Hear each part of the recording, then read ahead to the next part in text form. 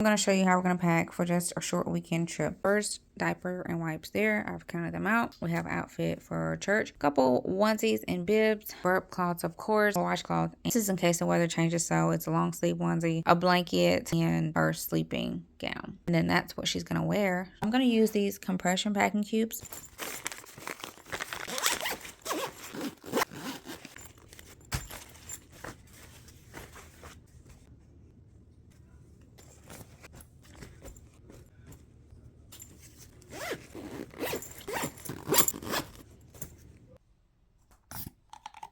I'm going to pump enough oil and lotion for both of my kids.